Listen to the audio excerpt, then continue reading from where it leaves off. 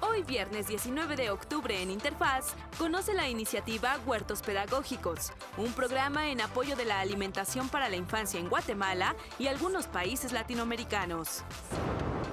El Centro de Formación Forestal es un espacio en el que se llevan a cabo cursos y talleres de capacitación para fortalecer las capacidades y habilidades de los diferentes actores del sector forestal. Especialistas agropecuarios toman acción para preservar las especies y principales alimentos del país. México realiza importantes esfuerzos en ciberseguridad, un problema actual que afecta a diferentes sectores de la sociedad, incluyendo al sector educativo. ¿Sabías que el portal de Telesecundaria le ofrece ligas a páginas de internet para fortalecer los aprendizajes de sus alumnos? Te damos todos los detalles en nuestra sección Docentes. Y en nuestra sección Igualdad de Género hablaremos sobre el lenguaje incluyente. Remedios Varo llega con su obra al Museo de Arte Moderno, el MAM, y aquí en Interfaz te presentamos todos los detalles de esta exposición. Y Javier Aranda nos confiesa que ha leído Bestiario y Confabulario, de Juan José Arreola. Termina la semana con lo mejor de la información en educación, aquí en Interfaz. ¡Comenzamos! Amigos y amigas de la Agencia Informativa de Educación de México, soy Ana Cristina Olvera y me da muchísimo gusto saludarlos esta mañana ya de viernes. Hoy es 19 de octubre, estamos ya sobrepasando el límite de la mitad del mes de octubre, acercándonos a fechas que nos gustan muchísimo a los mexicanos, como lo son el Día de Muertos. Y bueno, como siempre, estamos aquí en Interfaz para profundizar en los temas educativos que tienen que ver con la ciencia, con la tecnología, con el arte, la cultura, la literatura, la igualdad de género. Hoy tenemos nuestra sección, hablaremos de telesecundarias y mucho más. Saludo con mucho gusto, como todos los días, a Griselda Yebra. Ella es la que nos permite comunicarnos con ustedes a través de la lengua de señas mexicana. Así que quédense conmigo.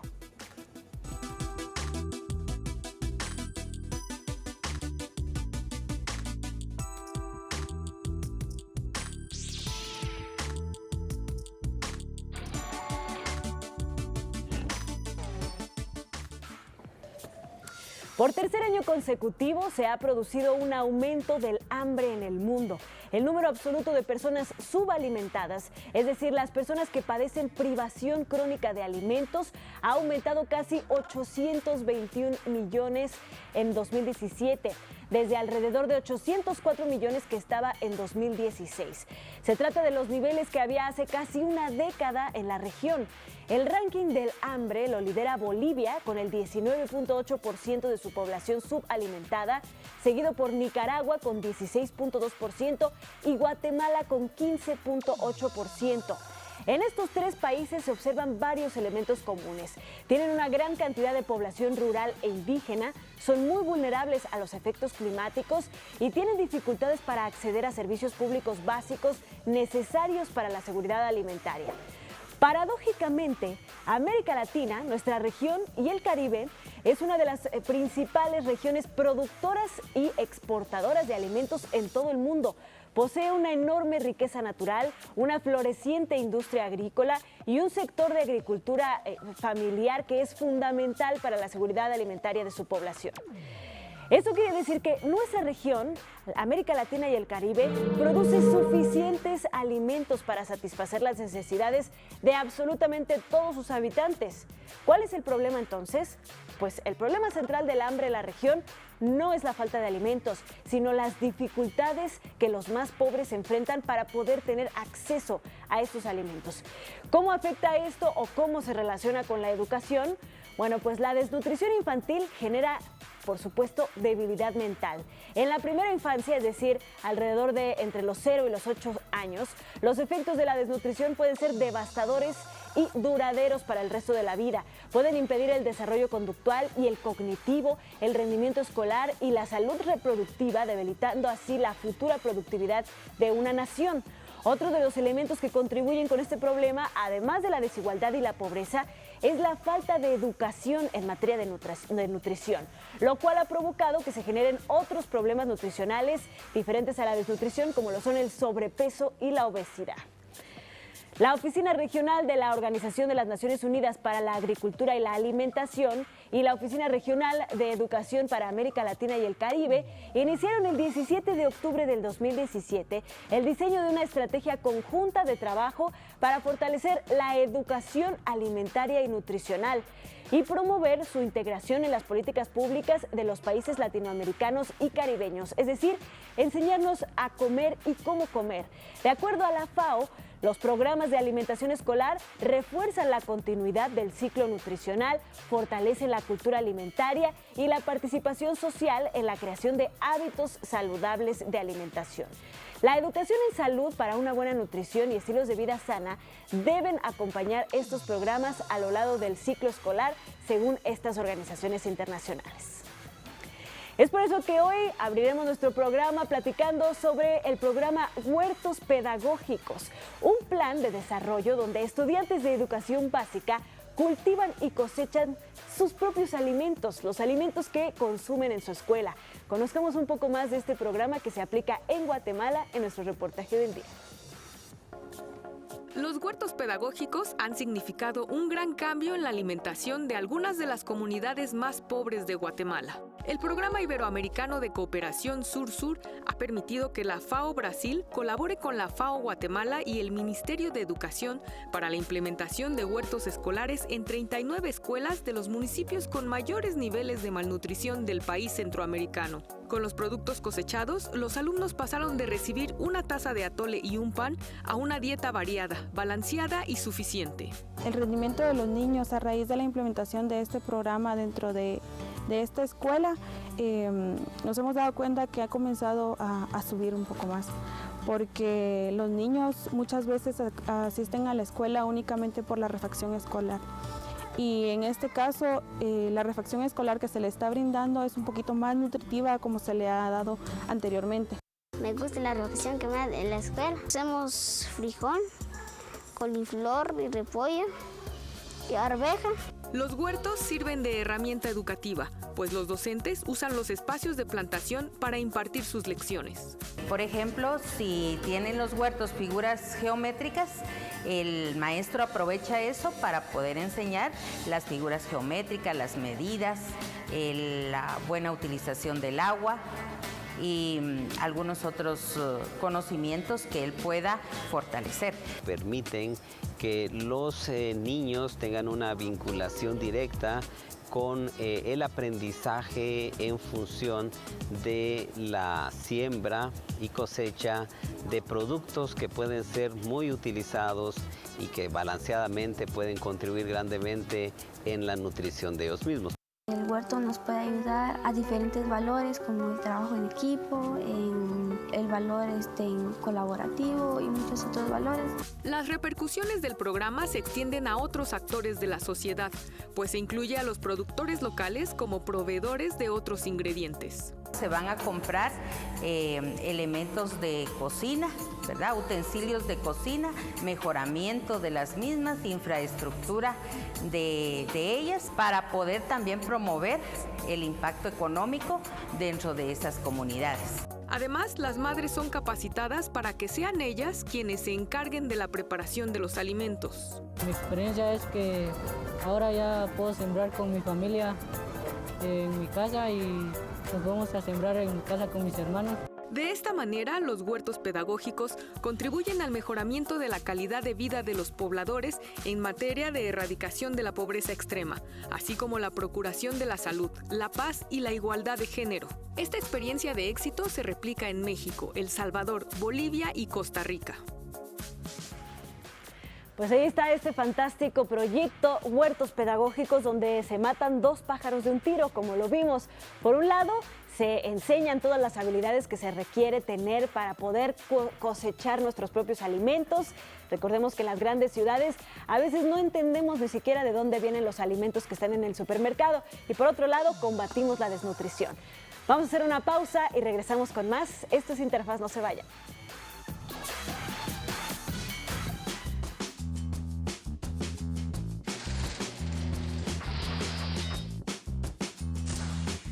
En 1970 muere el general Lázaro Cárdenas del Río, revolucionario y presidente de México de 1934 a 1940.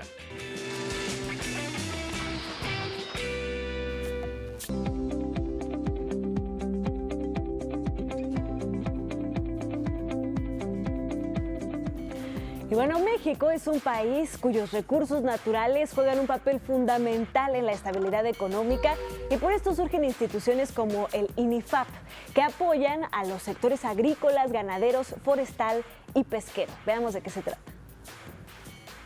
Con el propósito de generar conocimientos científicos y tecnologías que contribuyan al desarrollo sustentable de los sectores forestal, agrícola y pecuario del país, se creó el Instituto Nacional de Investigaciones Forestales, Agrícolas y Pecuarias, INIFAP.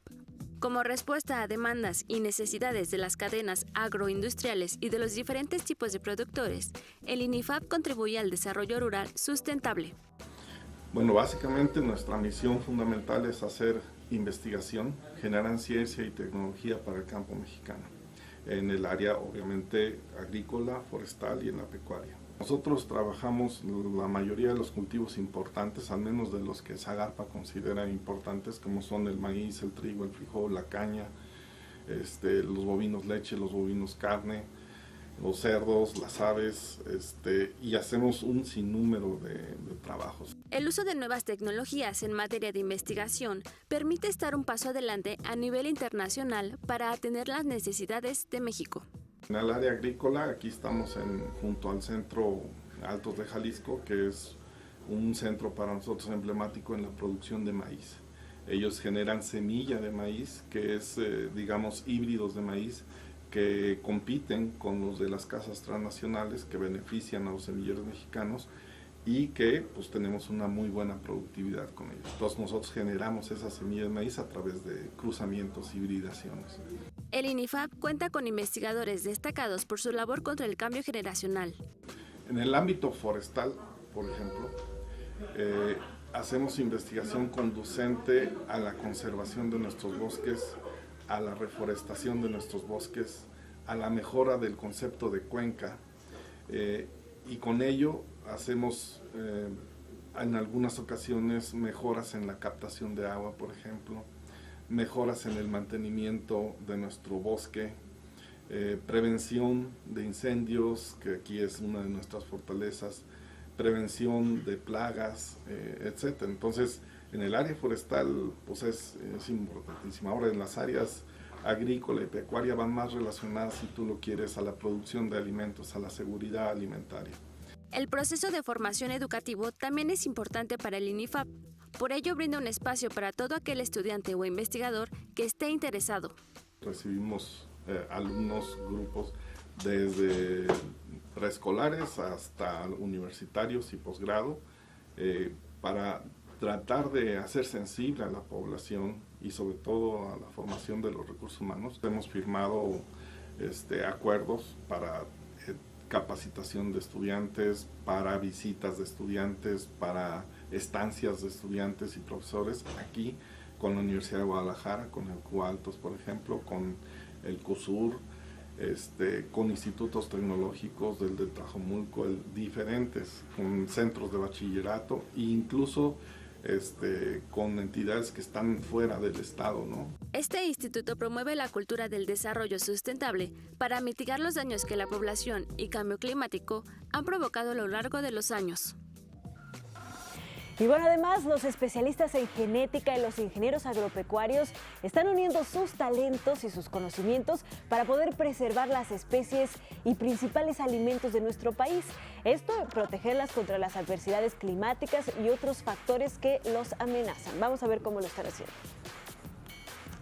México es el cuarto país más megadiverso del mundo, después de Brasil, Colombia e Indonesia. Además, ocupamos el segundo lugar con más especies de reptiles, el tercero en mamíferos y el cuarto en plantas. La creciente población, desastres naturales y cambio climático ha provocado que muchas de estas especies hayan desaparecido o se encuentren en peligro de extinción. Por ello, la Secretaría de Agricultura, Ganadería, Desarrollo Rural, Pesca y Alimentación, en colaboración con el Instituto Nacional de Investigaciones Forestales, Agrícolas y Pecuarias, crearon el Centro Nacional de Recursos Genéticos con el propósito de preservar de manera apropiada y sistemática material genético de especies forestales, agrícolas, pecuarias, acuáticas y microbianas. En casos específicos, por ejemplo, resguardamos maíz, frijol, arroz, especies vegetales que son importantes, algunos maderables, algunas otras especies como cacao, calabaza.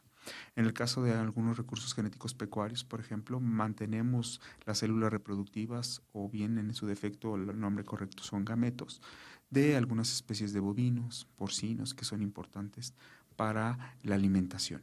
Y finalmente, en el caso de los recursos genéticos microbianos, resguardamos microorganismos que son importantes en las diferentes cadenas productivas, tanto agrícolas como pecuarias, o que también tienen relación con la producción de algunos alimentos como puede ser queso, vino, tequila, entre otros. Este espacio se enfoca en la conservación a largo plazo tanto de especies mexicanas como de especies introducidas de otros países, relacionadas a la agricultura, proyectos de investigación, intercambio de base de datos e información e intercambio de materiales a nivel nacional e internacional.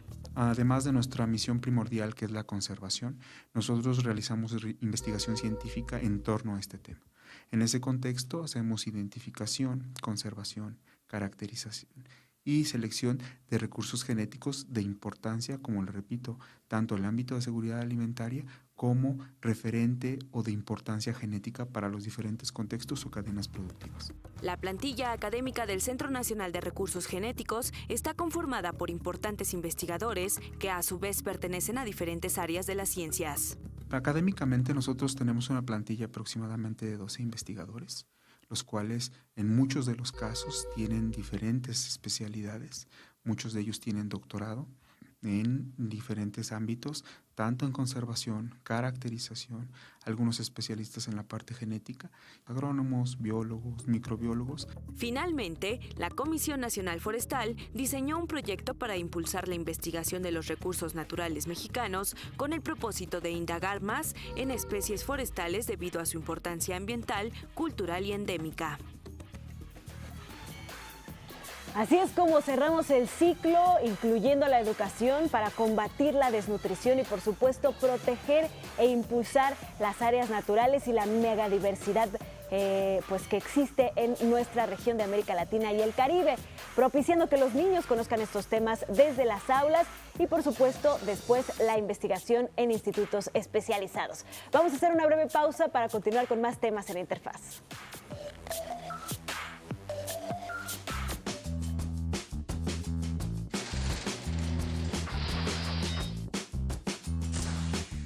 En 1945 muere el general revolucionario Plutarco Elías Calles, presidente de México entre 1924 y 1928.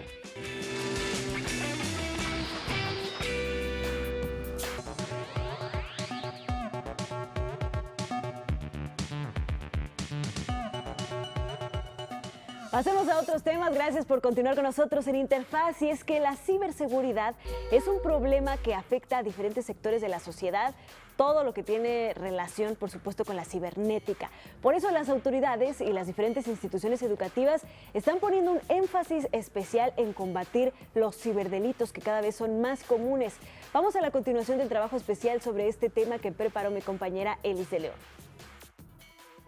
El impacto de las tecnologías en el crecimiento económico global está estimado en casi 13 billones de dólares, lo que representa alrededor del 17% del Producto Interno Bruto del mundo. El Índice de Conectividad Global prevé que el incremento más acentuado en la economía digital se generará a partir de la digitalización industrial. La conectividad inteligente puede impulsar la innovación en una escala previamente desconocida, pero también vulnerar de la misma manera la seguridad cibernética en todos los aspectos. La ciberseguridad es más allá de una necesidad imperiosa. Vivimos en mundos paralelos. Es difícil que estemos ajenos al ciberespacio, pero también es difícil que estemos ajenos a la necesidad de formación dentro del ciberespacio, en todos los ámbitos, en todas las áreas del conocimiento. El papel de la universidad en este sentido es fundamental.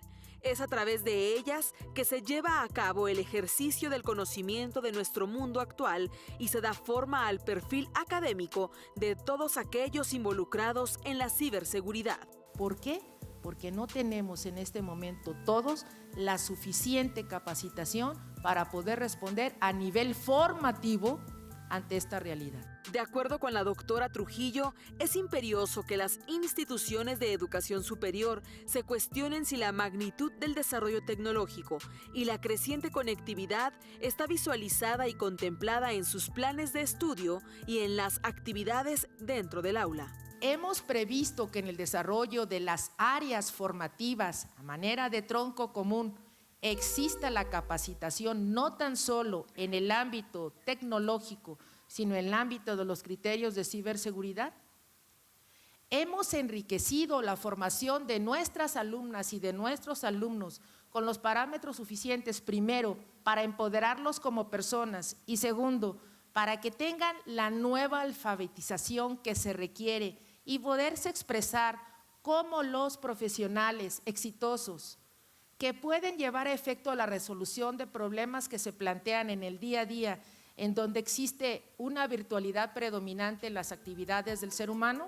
Es necesario contar con estrategias educativas que preparen a los profesionales que puedan responder a esta demanda. Se estima que para 2022 México requerirá más de 1.800.000 especialistas en materia de ciberseguridad. Imagínense lo fuerte que sería nuestro país si a todas las y los estudiantes universitarios se les diera como materia de tronco común las capacidades que pueden fortalecer su ejercicio independientemente de su carrera en el área de la ciberseguridad.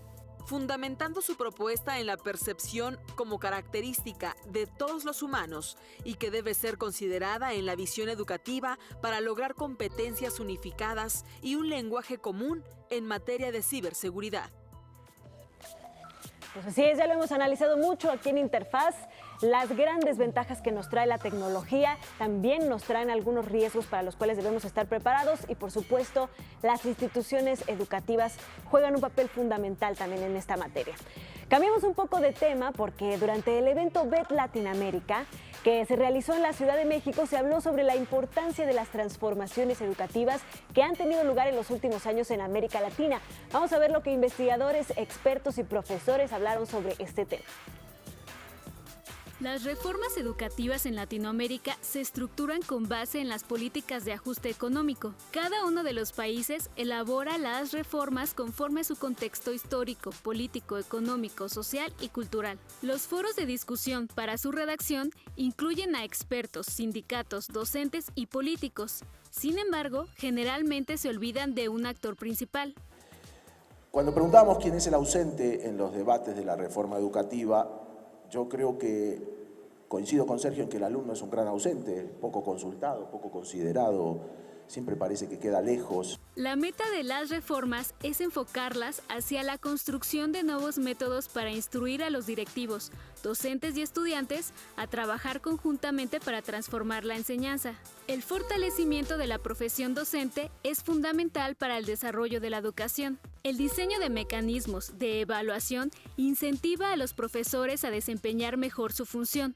El reconocimiento a su mérito aumenta su profesionalismo y, a su vez, la calidad de la enseñanza porque se enfocan en corregir sus estrategias para obtener mejores resultados. Es hacer parte a los docentes y al sistema educativo de esa reforma. Si no se apropian de la idea, poco se puede cumplir, por más buenas ideas que tengamos aquellos que estemos en los cargos. Pero me parece que poder vincular a la escuela y al aula dentro de esta decisión que se tome en materia de política educativa me parece que es fundamental para lograr realmente un cambio significativo. El progreso educativo se ve reflejado en el aprendizaje real de los niños. El involucrar a los padres de familia, a los docentes y a las autoridades educativas es esencial para atender las posibles fracturas e identificar los métodos más efectivos. Las reformas deben visualizar a la educación a escala mundial, con el fin de brindar las herramientas necesarias a cada alumno y que ésta pueda incluirse en las competencias laborales. ¿Qué tipo de alumno queremos? ¿Qué quiere decir enseñar y aprender para ese país? ¿Qué tipo de proyecciones sociales y laborales queremos para nuestros alumnos? La educación requiere hacer uso de los recursos presupuestarios de manera eficiente. Es aprender a hacer más con menos. Que nos permitan a los gobiernos mostrarnos que hay otro camino, mostrar que hay otras experiencias, que se puede hacer distinto, para nosotros es bienvenido. Obviamente siempre está la posibilidad del recurso, pero hay muchas cosas que no requieren recursos económicos y que sin embargo pueden ser de mucha utilidad y mucho acompañamiento no solo a los gobiernos, sino también a ese docente que está en el aula y que pretende capacitarse y mejorar. Muy importantes las reflexiones y por supuesto compartir opiniones y estrategias para poder mejorar la educación, no solamente como países individuales, sino como región y como mundo. Vamos a hacer una breve pausa y al regresar platicaremos más sobre la educación.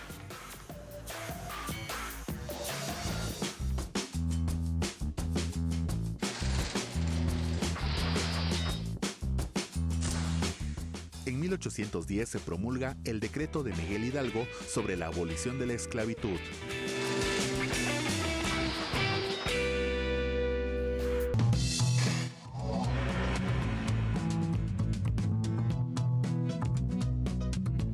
Bueno, ya es viernes y como cada viernes tenemos nuestra sección dedicada a las telesecundarias, un espacio en el que los principales involucrados en este sistema educativo pues nos muestran cómo se conforma y por supuesto un espacio abierto para los docentes de las telesecundarias para que conozcan las diferentes herramientas que tiene esta maravillosa plataforma.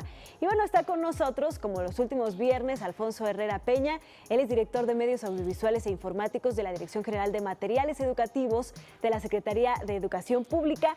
Y bueno, estábamos platicando, Alfonso, que el tema de hoy pues es un poco la cristalización de los temas que hemos venido hablando a lo largo del programa.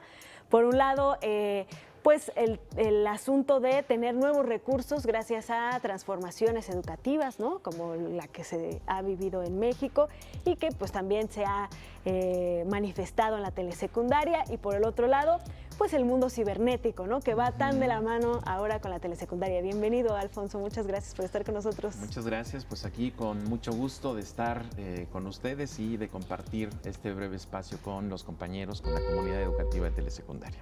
Platícanos, ¿cuál es tu tema de hoy? ¿De qué nos vas a hablar? ¿De estos páginas web, recursos alternativos y complementarios que tienen los maestros para dar sus clases en la telesecundaria? ¿Cómo no?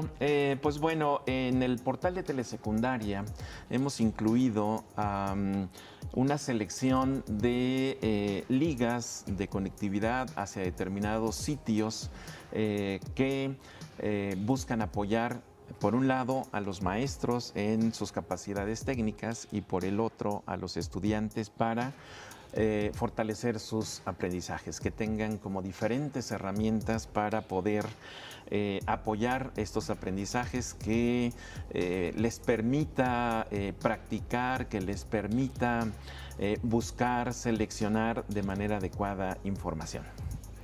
¿Por qué poner estos complementos? Obviamente, pues hemos analizado mucho cómo pues las nuevas tecnologías dan nuevas posibilidades y de la misma manera tiene que ir evolucionando los materiales educativos de nuestro país. Claro, pues ya tiene algunos años que con la intervención, con el uso de las tecnologías en la educación, pues bueno, la Secretaría de Educación Pública ha incluido dentro de sus planes y programas de estudio fortalecer las capacidades de los estudiantes, las habilidades en torno al uso de las tecnologías.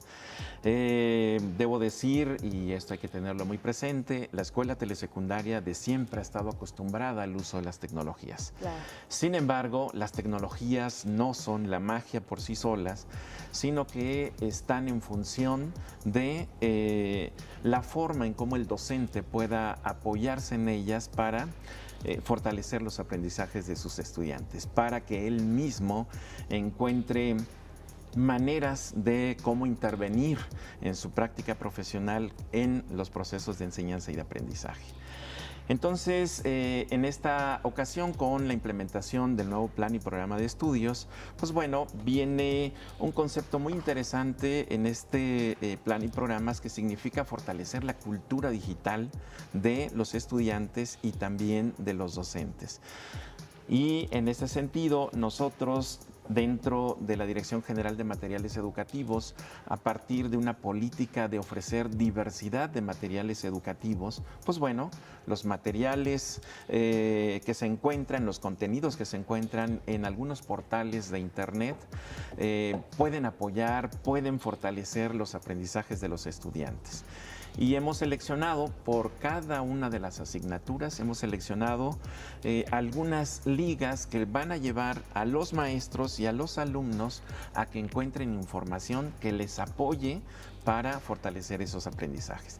Y así, pues bueno, hablábamos de que para primer grado tenemos 6 asignaturas y en estas 6 asignaturas pues hemos hemos localizado diferentes recursos en portales que tienen contenidos cuidados, ¿no? Que tienen contenidos que pueden aportar información para que maestros y alumnos puedan apoyar estos aprendizajes.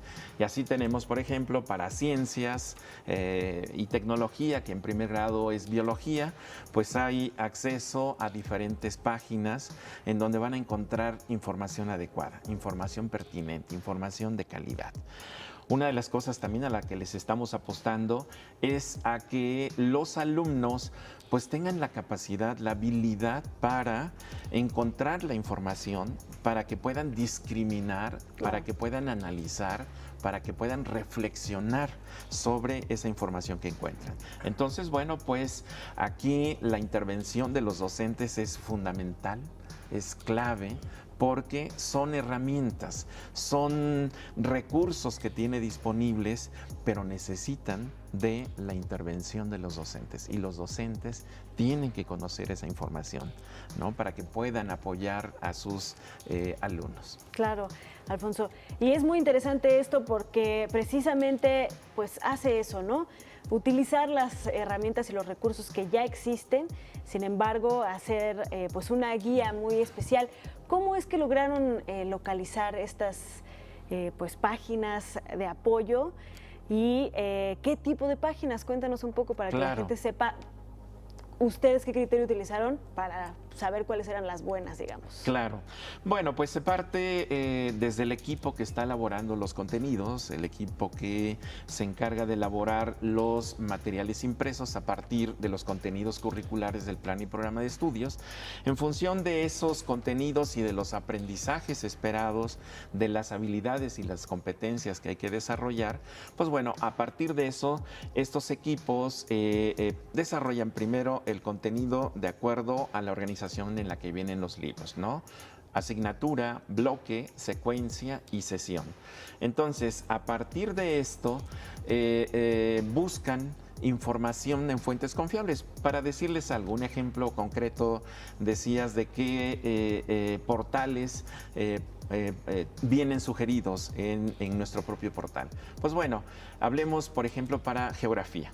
En geografía se encuentran pues una cantidad enorme de recursos en la página del INEGI, ¿no? El INEGI tiene una cantidad de información maravillosa, herramientas, elementos, software que pueden utilizar los maestros y los alumnos para utilizarlo en el aula. Ese es un excelente ejemplo de una página oficial con datos confiables, verificados, y estos tipos de criterios me gustaría que me los ampliaras un poco más después de esta pausa, si te parece bien. ¿Cómo no? Claro que sí.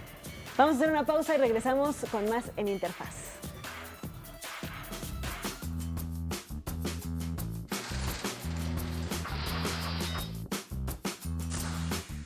En 1970 muere el general Lázaro Cárdenas del Río, revolucionario y presidente de México de 1934 a 1940.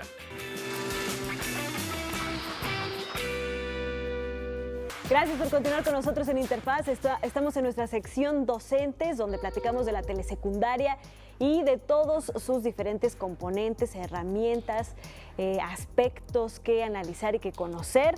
Estamos platicando, como varios viernes ya, con Alfonso Herrera Peña, director de Medios Audiovisuales e Informáticos de la Dirección General de Materiales Educativos de la Secretaría de Educación Pública. Y estábamos platicando pues de estas páginas web que pues pretenden fortalecer los contenidos de las asignaturas. Sí. Y bueno, antes de irnos al corte, estábamos viendo algunos ejemplos de qué páginas web son las que seleccionaron, ¿no? Decíamos, en el tema de geografía, por ejemplo, la página del INEGI es una herramienta pues muy útil y además muy confiable, y yo quería que nos explicaras precisamente cuáles son los criterios básicos que utilizaron para seleccionar estas páginas, además de, por supuesto, su pertinencia con relación a la materia, obviamente. Claro, pues acabas de decir la palabra clave, ¿no? Pertinencia. Pertinencia de los contenidos, porque aunque sean contenidos bien elaborados, aunque sean contenidos confiables, de fuentes confiables, siempre debe de haber una mirada desde los equipos que elaboran los materiales, que elaboran los contenidos, para que ese contenido sea adecuado, por ejemplo, a la edad de los estudiantes, ¿no? Claro. Entonces sería el primer elemento, pertinencia. Exactamente, ¿no? Calidad en los contenidos, que los contenidos realmente estén bien tratados. Entonces, de la gran oferta, por ejemplo, platicábamos del INEGI, de la gran oferta que el INEGI tiene en términos de materiales, ¿no? De contenidos, de estadísticas o de algunas herramientas como el GPS, ¿no? Para poder localizar el espacio geográfico de nuestro país. Hay que ver qué de ese contenido es pertinente, tanto para el nivel que se están viendo en el primer grado de telesecundaria, como para la edad de los estudiantes. Además, bueno, también que sean materiales que puedan ser adecuados para ser utilizados en los espacios en los que se encuentran las escuelas telesecundarias. Por ejemplo, bueno, pues que puedan verse en un teléfono celular, ¿no? Que puedan verse en una tableta, ¿no? Porque que tengan muchas formatos veces amigables, ¿no? Así es, que tengan formatos amigables, muy bien dicho, en función del perfil de nuestros estudiantes, ¿no? Entonces, estos son los criterios que están alrededor, ¿no? Hay también información que se escoge para los maestros, ¿no? ¿Qué información es la que van a encontrar los docentes? Pues los docentes encontrarán información adecuada para que ellos puedan encontrar un sostén conceptual que les permita trabajar un determinado contenido en el aula, ¿no? Que sepan, digamos, el significado conceptual de algo que tienen que trabajar con sus estudiantes. Evidentemente que eso es la información. El docente tiene que poner en práctica sus competencias para trasladarlo al proceso de enseñanza y de aprendizaje. Es decir, el papel del maestro es clave, sigue siendo clave, ¿no? Claro, sin duda. No es, digamos, la magia de la tecnología, la magia de las TIC que nos va a venir a resolver pues todos los procesos de enseñanza y de aprendizaje de manera ideal, no. Es el trabajo de los docentes. Por supuesto, porque, bueno, es la maravilla, ¿no?, de la tecnología, que se expanden, digamos, mucho los límites. Sí. No, yo no diría que no hay límites, porque sí hay algunos, pero pues nosotros podemos manejarlos más a conciencia. Claro. Sin embargo, por supuesto, necesitamos la guía de personal que sepa perfectamente hacia dónde ir. Claro. Este elemento también se cubre, como guiarlos para ampliar este tipo de pues recursos, de páginas que se puedan utilizar. Claro, sí. En telesecundaria, como bien sabes y lo hemos comentado, pues el paquete de materiales responde a el modelo pedagógico que tenemos en telesecundaria. Un docente que es, digamos, generalista, que trabaja todas las asignaturas, y entonces pues los libros están debidamente organizados de esa manera para que el docente pueda trabajarlos con sus alumnos. Y los alumnos también, a su vez, puedan seguir los aprendizajes con este material. Y luego, a partir de este material, es como se encuentran las diferentes articulaciones a los recursos audiovisuales, a los recursos informáticos y a las ligas de las páginas de internet con estos contenidos. Es decir, digamos que está mirado, está visto desde una perspectiva integral, ¿no? Claro. Y hay sugerimos al docente en estos materiales dónde puede utilizarlos, ¿no? En qué momento de su clase lo puede utilizar. Y también esto es muy importante, no decirlo, que pues puede ser en el momento adecuado de la clase, que incluso se extiende a antes de la clase y a después de la clase, ¿no? Claro. Y de acuerdo también a la organización que se tiene dentro del bloque, ¿no? Pronto vendrá ya, decía la vez pasada, el proceso de evaluación. Hay sugerencias concretas de cómo utilizar estos materiales, ¿no? Perfecto. Entonces el docente encontrará estas sugerencias, son sugerencias, el docente tendrá la posibilidad, la autonomía de decidir en qué momento los va a utilizar. Muy bien. Alfonso, pues no queda más que nos expliques cómo pueden acceder los docentes y los alumnos, por supuesto, a estos recursos complementarios. Claro, pues muy sencillo, está nuestro portal de telesecundaria, www.telesecundaria.cep.gov.mx. Los docentes pueden entrar a su perfil, el perfil de docentes, y allí encontrarán una sección que dice ligas a páginas web. Entonces allí entran y se va a desplegar la oferta que se tiene de acuerdo a las asignaturas y de acuerdo al bloque. En este momento estamos en el bloque 1. Entonces clicarán el bloque 1 Claro. y se desplegarán la oferta de páginas que tenemos. ¿Estas se van a ir actualizando o tienen posibilidad de estarse actualizando o ya son las que se eligieron? Y No, así se las quedan? estamos actualizando. Digamos que lo que tenemos en este momento es, por ejemplo, para el bloque 1 ya la oferta que encontramos está puesta ahí, y para el bloque 2 estamos ya trabajando en ello para que los docentes también puedan encontrar esa información. Y no solo los docentes, ¿no? También los alumnos. Invitamos mucho a nuestros estudiantes a que entren al portal de telesecundaria, que lo naveguen, que encuentren sus materiales y que también nos den sus opiniones con Claro. respecto a lo que ahí sucede. Perfecto, pues métanse entonces telesecundaria.cep.gov.mx, chequen estos recursos y, ¿por qué no? Platíquenos cuáles les Por supuesto. gustaron, cuáles no, cuáles sugieren. Recuerden que estamos en contacto a través de las redes también de la agencia AIEDMX, y aquí tenemos a Alfonso todos los viernes, le podemos hacer llegar todos los mensajes. Cómo no, Gracias, con mucho Alfonso, gusto. por acompañarnos este viernes. Gracias a ti. Nos vemos la próxima semana y ustedes y yo vamos a una pausa y regresamos con más temas.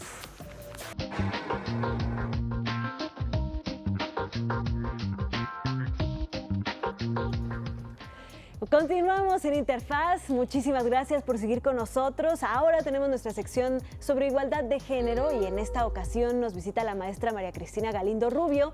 Ella es coordinadora de la Red de Género de la Escuela Superior de Ingeniería Química e Industrias Extractivas del Instituto Politécnico Nacional. Y vamos a hablar de un tema que estábamos comentando, maestra. Muchas gracias por estar con nosotros esta mañana. Gracias. Que es el lenguaje incluyente, que es un tema muy controversial en el cual, pues, tú me corregirás, me dirás cuáles son las cifras reales, pero bueno, se ha avanzado mucho en los últimos años, se han instaurado incluso políticas públicas para poder introducir este elemento tan importante en los diferentes ámbitos, tanto políticos, sociales, académicos, culturales. Sin embargo, sigue siendo muy polémico, muy controversial. Bienvenida, muchas gracias. Platícanos primero que nada, ¿qué es este concepto del lenguaje inclusivo, el lenguaje con perspectiva de género? Gracias. Bueno, pues la idea es justamente que se nombre a ambos géneros, tanto el género masculino como el género femenino. Hombres y mujeres podamos estar incluidos tanto en los medios escritos como en la parte verbal, que podemos hablar de todos y todas, incluyendo ambos géneros. Y efectivamente es un tema un poquito polémico, la gente es renuente a hablar de esta forma. Pues bueno, pues todo lo que tenemos, la cultura que tenemos ya arraigada, la educación que tenemos de hace tiempo. Y pues sí, es un poquito complicado el poder sensibilizar a la gente sobre este tema y en general pues toda la parte de la perspectiva de género, ¿no? ¿Cómo lo hacen ustedes desde el Instituto Politécnico Nacional para poder empezar a generar una conciencia al respecto? Bueno, dentro del instituto tenemos las redes de género en cada una de las escuelas. Ahí nos abocamos a poder sensibilizar tanto a la comunidad estudiantil como a la población docente y personal de apoyo. Principalmente la sensibilización la hacemos por medios electrónicos, a través de Facebook, a través algunas veces de conferencias, de pláticas, periódicos murales, tratar de llamar la atención de las diferentes partes de la gente del instituto, específicamente en mi caso de psique, para que puedan tener acceso a este lenguaje. Y bueno, de entrada tenemos por parte de la unidad de género, tenemos una guía para el uso del lenguaje no sexista, que es una pequeña ruleta que nos da cómo podemos utilizar este lenguaje, porque muchas veces creemos que únicamente es lo que llamamos desdoblamiento, de decir para todo, profesor, profesora, estudiante, alumno, alumna, mexicano, mexicana, y no, hay otras formas de poder expresar el lenguaje incluyente, y entonces esta guía nos ayuda para que podamos utilizar diferentes herramientas en un mismo texto, en una misma conversación, para no llenarnos de ese desdoblamiento, y de esa forma, bueno, pues tratamos de permear a toda la población. Explíquenos un poquito más sobre esta guía, la tenemos aquí, si me la permites, sí, para claro. mostrarla a la cámara y que nos vayas explicando cómo se utiliza. Ahí vienen, si vas girando, vienen 10 puntitos ahí que nos hablan de que, bueno, que el género masculino no es neutro, de que podemos utilizar el desdoblamiento, podemos utilizar diferentes formas, por ejemplo, las palabras cada o quién en lugar de los. Podemos utilizar también palabras como aspirante, estudiante, dirigente, para no utilizar el género. Por ejemplo, el uso del arroba, ¿verdad? Que no nos incluye a ambos géneros. Y así como eso, diversas herramientas para que podamos utilizar las diferentes formas de este lenguaje incluyente y no cansarnos con la misma parte del desdoblamiento, que muchas veces nos hablan de, bueno, ¿y qué pasa con la economía del lenguaje? Si todo lo tenemos que desdoblar, no, hay otras formas y esta guía nos puede ayudar. Esta herramienta se les entrega tanto a estudiantes como a comunidad docente, a comunidad de apoyo, para que puedan, no sé, en el momento de hacer un escrito, un discurso o algo, pues lo puedan tener como herramienta de trabajo y utilizarlo, porque pues esa es la idea, que se utilice en todos los documentos, en todos los aspectos del instituto. ¿Por qué es importante, maestra, que pues se haga este cambio, se intente poner sobre la mesa este tipo de situaciones? ¿Por qué no es solo una necedad, como muchos creen? ¿Por qué es importante para la cultura, para el desarrollo de la sociedad mexicana y de los hispanohablantes? Es parte de lo que llamamos la inclusión. Tenemos aquí dentro de la misma unidad de género un lema de si no me nombro, no existo. Entonces es parte de hablar de manera general, tanto de hombres y mujeres, de incluir al sexo femenino. No nada más como ya se ha ido, obviamente esto tiene muchísimos años, ¿verdad? O sea, ya las mujeres votan, ya las mujeres estudian, ya las mujeres muchas cosas. Ahora, bueno, vamos a nombrar también a las mujeres. No nada más vamos a hablar de los hombres y ya estamos hablando del mundo, ¿no? De la raza humana. No vamos a hablar de hombres y mujeres, vamos a nombrar a todas estas personas, a todas estas mujeres que han logrado muchas cosas y que muchas veces quedan invisibilizadas por el simple hecho de no decirlas, ¿no? Claro. Esa es la intención. ¿Cómo pueden las personas comunes, ¿no?, como nosotros que estamos aquí en el estudio, acceder a este tipo de pues herramientas que nos ayuden a poder ir aplicando? Digo, además de que, bueno, como nos explicaste, se les reparte a la comunidad estudiantil del Politécnico, ¿qué otras pues puntos de contacto, qué otras herramientas, otras cosas existen para que uno se pueda acercar? Pues ahorita obviamente tenemos la maravilla de las TICs. Facebook es nuestro principal canal, tanto la unidad de género como dentro de la psique tenemos la el Facebook en particular en mi caso, Red de Género Psique. Ahí montamos información de esto y otros temas. Dentro de las páginas de internet, básicamente de la unidad de género, Género IPN, ahí pueden encontrar este tipo de herramientas, junto con otro tipo de documentos que también hablan de este y otros temas, principalmente, bueno, que pueden llegar a toda la comunidad. De hecho, esta ruleta la pueden encontrar en la página de la unidad de género y la pueden descargar. O sea, la idea no es obviamente que se quede con nosotros porque en el Politécnico se hizo, no, al contrario, ¿no? La idea es que es una herramienta de trabajo que puede ser utilizada por cualquier persona y si se puede divulgar, pues adelante, y qué bueno que se pueda utilizar en otros ambientes, ¿no? Perfecto, pues entonces ahí están todos los puntos de contacto para que puedan acceder a esta información, acceder a la ruleta y poder ir todos pues contribuyendo a esta causa. Muchísimas gracias, maestra María Cristina Galindo Rubio, coordinadora de la Red de Género de la Escuela Superior de Ingeniería Química e Industrias Extractivas del Instituto Politécnico Nacional. La esperamos muy pronto otra vez para seguir platicando de estos temas. Muchas gracias por la invitación. Gracias, vamos a hacer una breve pausa y regresamos con más. Estamos en Interfaz, no se vayan.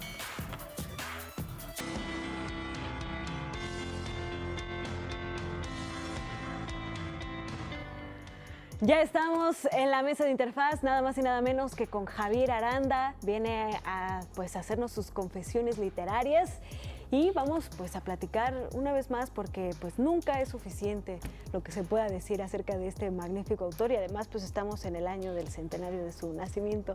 Javier, exactamente. Muchísimas gracias por estar con nosotros. Siempre es un placer poder platicar contigo aquí. Hola, Ana, pues me da mucho gusto estar contigo también. Y en efecto yo creo que podríamos hablar de Arreola muchas horas, mucho tiempo, porque es un personaje muy rico. Me acuerdo que hablamos la vez pasada, digamos, de algunos de sus cuentos, de su apuesta literaria, pero ahora que se han estado llevando a cabo en la UAM Iztapalapa, se van a llevar a cabo en Casa LAM, en la UNAM, otras mesas sobre este personaje, sobre este escritor, han estado saliendo nuevas cosas, ¿no?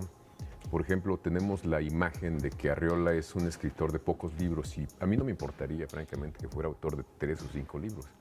Rulfo es autor de 3 libros y es suficiente, digamos. Sí, calidad en vez de cantidad. Totalmente. Pero, digamos, en el caso de Arreola es un poco diferente. Él escribió algunas cosas directamente. Hay otros como Bestiario, que ya referimos, que pues, se lo dictó al jovencísimo José Emilio Pacheco. Y fue un ejercicio asombroso. Y también otro libro, digamos, de memoria se lo dictó a su hijo Orso, que ahora ha estado muy presente en todas estas mesas. Sí.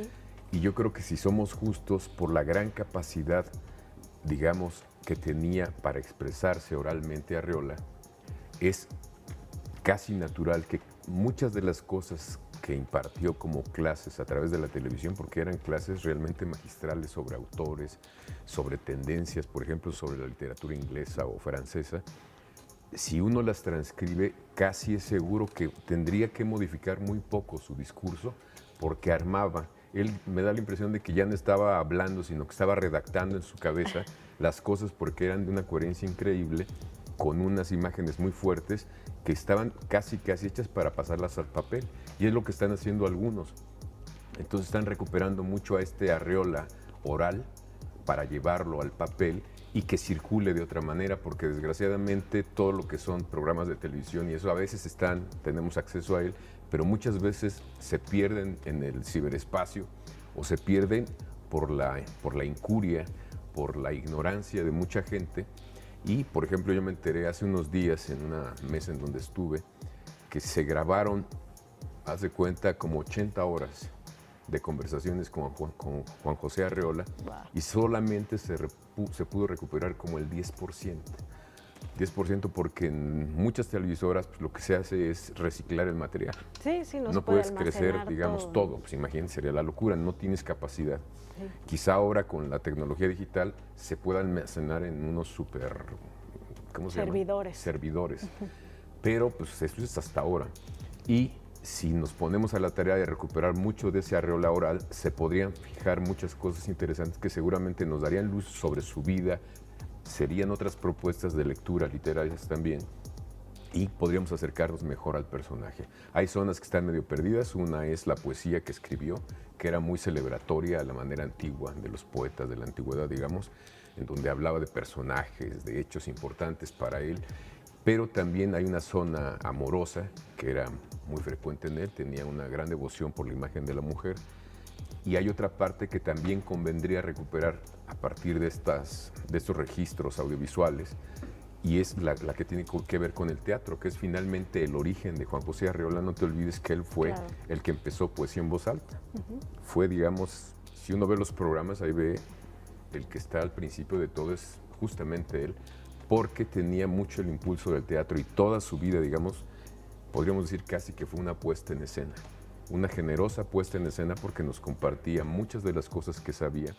Y ahora te digo, con este centenario hay muchos proyectos que tratan o van a buscar recuperar a ese Arriola oral para llevarlo al papel. Una especie de ejercicio socrático, ¿no? O sea, a lo mejor sin tanto el elemento dialógico, pero sí de compartir ideas que luego se pueden ir plasmando en textos. Javier, yo quisiera preguntarte, ya aprovechando pues tenerte aquí, que has estado tan involucrado en estos pues festejos del centenario de Juan José Arriola, pues que nos digas como cuáles son las cosas que hay que seguir principalmente este año para poder festejar bien a este autor.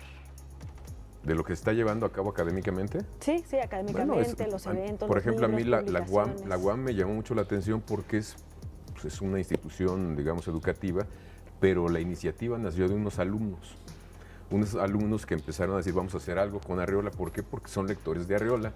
Hicieron contacto con sus maestros, los maestros, por supuesto, agarraron la pelota y empezó a crecer esto. Se sumaron instituciones privadas como Casa Lam, otras instituciones académicas como la UNAM, y esto creció. Entonces hay, digamos, posibilidad de escuchar en Casa Lam algunas propuestas, algunas lecturas de otros lectores o amigos personales de él, que yo tuve el privilegio de encontrarme con uno de ellos, y te cuenta cosas que dices, ¿cómo es posible que hicieran eso, ¿no? O sea, trabajando en condiciones muy precarias y sin embargo tenían un gran interés en hacer las cosas y no habían perdido algo muy importante que a veces me da la impresión que lo hemos perdido, y sobre todo los jóvenes, el sentido de futuro. Ellos hacían televisión, ellos animaban la mesa de la cultura, siempre pensando que iba a crecer más porque tenían la idea de que la cultura fija muchas cosas y es algo que tiene valor por sí mismo. Entonces, si se recupera eso a través de los diálogos con sus contemporáneos, con los académicos que se han dedicado a acercarse a la obra de Juan José Arriola, que a veces no me gusta mucho porque a mí contar adjetivos de un cuento se me hace un poco ocioso, pero bueno, si lo hacen, digamos, finalmente se acercan a este personaje, a su obra, y sobre todo a mí me sorprendió la presencia de los jóvenes. Los jóvenes sí son los que siguen manteniendo vivo a este personaje, que todavía yo creo que no hemos podido descifrar cabalmente. No te olvides que admiraba su capacidad cuentística, un personaje como Julio Cortázar, y no es el único caso. Hay muchos grandes escritores que ahora sí que le rendían. Él como que no le importaba eso, él estaba haciendo literatura, no atendía el circo literario. Entonces hay muchas ofertas, tanto en la UNAM, que son académicas de sus contemporáneos, siguen en la UAM, y en Casa Lam podemos encontrarlos. Perfecto.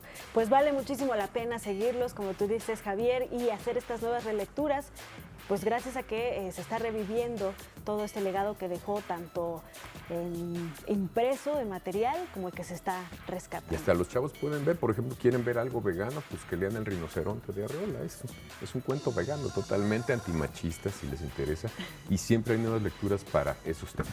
Perfecto. Pues muchísimas gracias, Javier, por estar con nosotros este viernes. Gracias a ti. Excelente fin de semana. Igualmente. Hacemos una pausa y regresamos con más en Interfaz. No se vayan.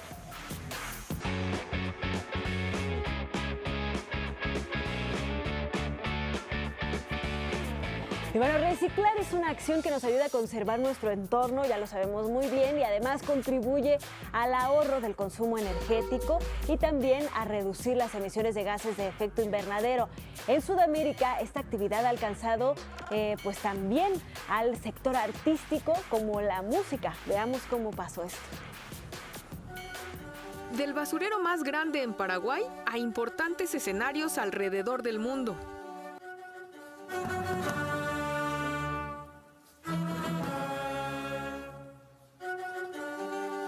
Ese es el recorrido que han hecho estos instrumentos ensamblados por y para su comunidad. Fabio Chávez es el fundador de la Orquesta de Reciclados de Catégura.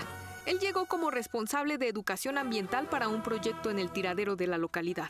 Al mismo tiempo que trabajaba aquí, enseñaba en escuelas y colegios aquí del área metropolitana. Entonces siempre tenía una guitarra conmigo porque de aquí me iba a enseñar. Eso propició el interés de algunos padres recicladores que yo conocía por mi trabajo y surgió la iniciativa de enseñar música. Los pobladores echaron mano de su habilidad para darle una nueva vida a los desechos y cubrir sus necesidades con ellos. Para hacer aquellos instrumentos musicales que nos faltaban o que servían justamente para aquellos niños para que aquellos niños empezaran con sus primeras lecciones de música. Mi violín está hecho en la parte del frente con una lata de pintura. En la parte de atrás es una asadera. La parte del cordal es un tenedor. La parte de las maderas son de pallets. Mi instrumento para mí significa casi todo, porque gracias a estos instrumentos se abrieron muchas puertas para mí. Son los niños los que transforman la basura en algo bello. Los niños y jóvenes que se incorporan a la orquesta se benefician dentro y fuera de la escuela. Tienen que tener un nivel que tienen que mantener, ¿verdad? Porque la música no miente. Es la disciplina que es indispensable para el desarrollo de este arte. Todos esos elementos hacen que justamente paulatinamente, ¿verdad?, en la mente de estos chicos se vaya tal vez enfocando a lo que realmente es importante para permanecer en este proyecto, y estamos nosotros seguros que también les va a servir en su vida profesional, en su vida posterior. En este proyecto, la enseñanza está a cargo de maestros con alto nivel académico, que son especialistas en cello, saxofón o cuerdas, por mencionar algunos. Cada maestro tiene además un asistente que es un joven formado dentro de la orquesta y que ahora goza de una beca para continuar con sus estudios superiores de música, a la vez que comparte con los integrantes más recientes lo que en su momento ellos aprendieron. Nuestra idea es que al final de este proceso, los jóvenes de la orquesta que han pasado por la orquesta tengan un título, ejerzan la profesión y tengan la suficiente experiencia para afrontar el desafío de justamente buscarse el futuro con las mejores armas posibles.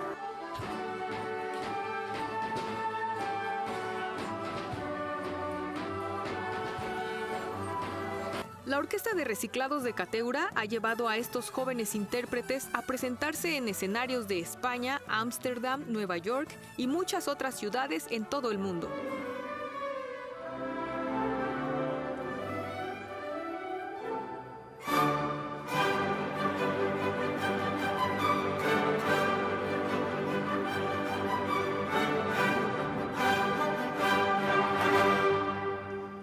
La particularidad de esta orquesta paraguaya ha atraído la atención de músicos renombrados internacionalmente.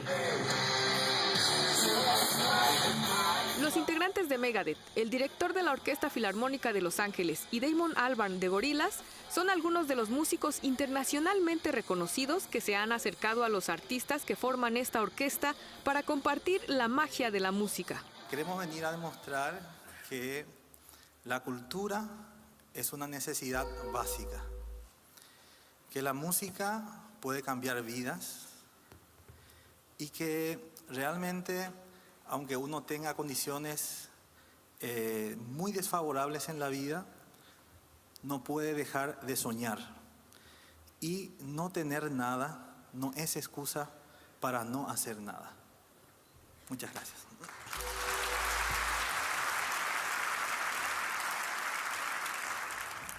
Pues ahí está, como dicen, la basura de unos es el tesoro de otros, y en esta situación en particular, con ayuda además de la educación, pues se convirtió la basura de unos en la oportunidad de crecimiento, de educación y por supuesto de introducción en el gran mundo de las artes de este grupo de jóvenes y niños paraguayos.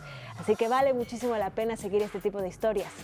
Y bueno, en otros temas, en 1968, el pueblo de Estroncia, en Escocia, fue listado entre los 2.000 pueblos moribundos.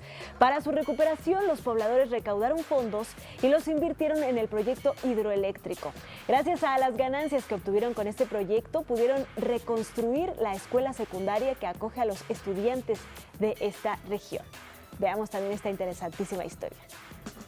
Estroncia es una comunidad con aproximadamente 400 personas. Se encuentra en Sonark, una península de Armagh Kent, en las tierras altas de Escocia. Durante el siglo XVIII extrajeron diversos materiales de sus tierras, como la estroncianita, de la cual el científico Sir Humphrey Davy aisló el elemento químico estroncio. A partir de este descubrimiento, el poblado se dedicó a la producción del azúcar, donde principalmente era utilizado. Sin embargo, con la mejora en los procesos de producción del azúcar en 1870, esa técnica fue innecesaria y originó la disminución paulatina de ingresos para la población. Esto desencadenó en 1968 una recesión. donde Estroncia incluso fue enlistada dentro de los 2.000 pueblos moribundos que necesitaban ayuda del gobierno. Una característica clave del proyecto es la creación de un fondo continuo de beneficios comunitarios, que es financiado por los ingresos de la presa y utilizado para cubrir las necesidades de Estroncia. Point is our community school project. We had issues with the local primary school. The council themselves accepted it was not fit for purpose. And perhaps with the confidence that came off the back of the hydro project, the community came forward with a proposal of their own, which was basically to build a community-owned building and lease it to the council to use as a school. Fueron analizados diferentes modelos y se escogió uno que tuviera un doble uso. Una vez aprobado, fue financiado del Fondo Continuo de Beneficios Comunitarios y construida por los mismos pobladores. La obra consta de 6 edificios autosustentables con gran amplitud y que se encuentran interconectados. Los edificios serán arrendados durante 10 años. Posteriormente se brinda la posibilidad de renovar su contrato o quitarle sus pasillos y venderlos como casas. La escuela ya está en operación y se cree que este proyecto servirá de inspiración para otros poblados en Escocia. Pues ahí está también la ciencia jugando un papel importantísimo para poder desarrollar a una comunidad y por supuesto para la educación. Vamos a hacer una breve pausa. Recuerden que toda esta información la pueden encontrar en nuestras redes sociales, AIED-MX, Agencia Informativa de Educación de México. No se vayan.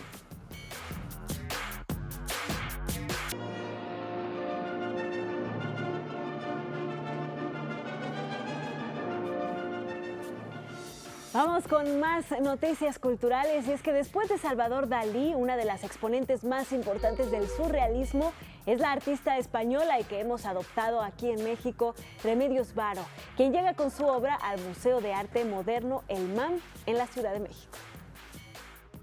Remedios Varo fue una de las pintoras surrealistas más sobresalientes del mundo por ser la artista con más estudios y revisiones especializadas a su obra. Medio siglo después de su fallecimiento, la también escritora y artista gráfica española y naturalizada mexicana llega al Museo de Arte Moderno a través de la muestra Adictos a Remedios Varo, Nuevo Legado 2018. El recorrido curatorial de la exhibición permite conocer el carácter histórico y personal de la autora, además de un intercambio intelectual entre la pintora y otras personalidades esenciales de la cultura.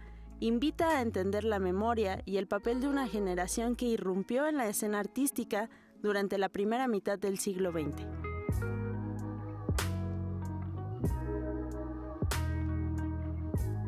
La exposición está conformada por obras inéditas, amuletos, piedras y objetos simbólicos que invitan a los visitantes a recorrer de principio a fin este recinto cultural. Durante esta muestra, el público podrá ser testigo de las filias y aficiones de Remedios Varo por la alquimia, la ciencia y el esoterismo, además de su interés por la literatura y el psicoanálisis. La exhibición Adictos a Remedios Varo, Nuevo Legado 2018 estará acompañada por diversas actividades y podrá ser visitada en el Museo de Arte Moderno hasta el 1 de enero de 2019. Pues vale la pena revisar a esta artista que nos hace soñar con mundos posibles llenos de magia, Remedios Varo, que también realizó mucha de su obra aquí en nuestro país y que por supuesto sigue siendo pues una de las influencias más importantes del surrealismo. Vamos ahora, para cerrar nuestro programa del día de hoy, viernes, listos para irnos a disfrutar del fin de semana, a ver las recomendaciones culturales. Un viernes más llega y con él las recomendaciones para este fin de semana. En esta ocasión te presentamos una serie de exposiciones interactivas de arte digital que podrás visitar este 20 y 21 de octubre.